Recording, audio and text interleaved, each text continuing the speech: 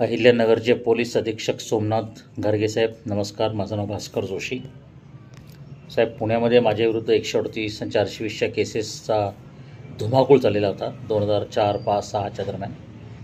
तर छत्रपती संभाजीनगरमध्ये माझा बंगला असताना तिथून एक हॉटेल सुमोच्या गाडीने, माझ्या ड्रायव्हरनी, राजेंद्र पाठक नावाच्या माणसाची गाडी होती, छोटू नावाचा ड्रायव्हर होता आणि सगळे डॉक्युमेंट्स त्याच्यामध्ये होते, पुरावे, सज्जड पुरावे होते.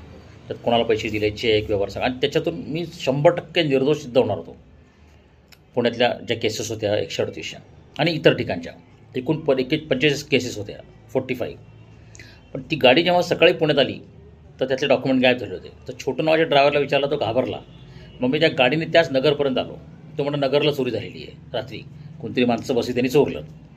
ह्याच्यात राजेंद्र पाठक नावाचा, आणि ही येणारी गाडी फक्त 2 जणांना माहीत होतं. माझा एक प्रल्हाद देशपांडे नावाचा अकाउंटंट आणि ॲडव्होकेट श्रीराम पिंगळे, यांची नावं, नंबर तुम्हाला देतो मी. म्हणजे पिंगळेंचा नंबर माझ्याकडे आहे. देशपांडे कुठे गायब झाला मला माहीत नाही. पुढे काय झालं, मी तोफखाना पोलीस स्टेशनला गेलो आणि संपूर्ण कंप्लेंट लिखित दिली 2005च्या ऑक्टोबरमध्ये. त्याच्यानंतर काहीही झालं नाही.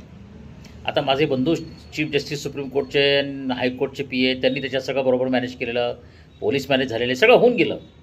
आता कुणी कोणाचं काही राहिलेलं नाही आहे. सगळ्यांची दहशत संपलेली आहे. पोलिसांची, गुंडांची, वकिलांची सगळी दहशत संपली आहे. आता आय एम द बॉस. फक्त मला तुमची अशी मदत पाहिजे. बरं, त्यानंतर 10 वेळा फोन पण केले मी, पाठपुरावा केला, काही झालं नाही. माझी विनंती अशी आहे साहेब, की छत्रपती संभाजीनगरमध्ये राहणार हा राजेंद्र पाठकची सुमो गाडी आहे, त्याच्यात गाडीचा नंबर, नोंद सगळी आहे. ती तक्रार शोधावी. एकतर तुम्ही ॲक्शन घ्या किंवा त्या तक्रारीची कॉपी मला द्या. कदाचित ती गायब पण झाली असेल आत्तापर्यंत. ठीक आहे. तर त्या राजेंद्र पाठकला मी शोधतो आहे आणि ह्याच्यामध्ये ॲडव्होकेट श्रीराम पिंगळे जो आहे त्याची चौकशी व्हायला पाहिजे, कारण तो ह्याच्यामध्ये एक पात्र आहे.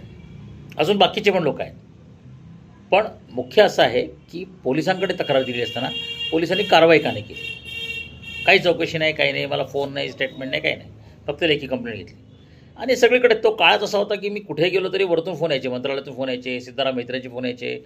आत्ता सध्या शिर्डीला जे उपजिल्हाधिकारी बाळासाहेब कोळेकर, आर पाटलाचे PO होते, सगळे लाच खाणारे, दहशत. आणि शरद पवार साहेबांना एकदा तुम्ही नाराज केलं, त्यांची ब्लॅकलिस्टमध्ये तुम्ही गेलात, ते संपला विषय. आता सगळं संपलं ना. आता काय राहिलं? आता फक्त न्याय करायची वेळ आलेली. तर आपण न्याय करणार का? त्या तक्रारीची मूळ प्रत मला व्हॉट्सअपवर पाठवणार का? कारवाई करणार का? धन्यवाद.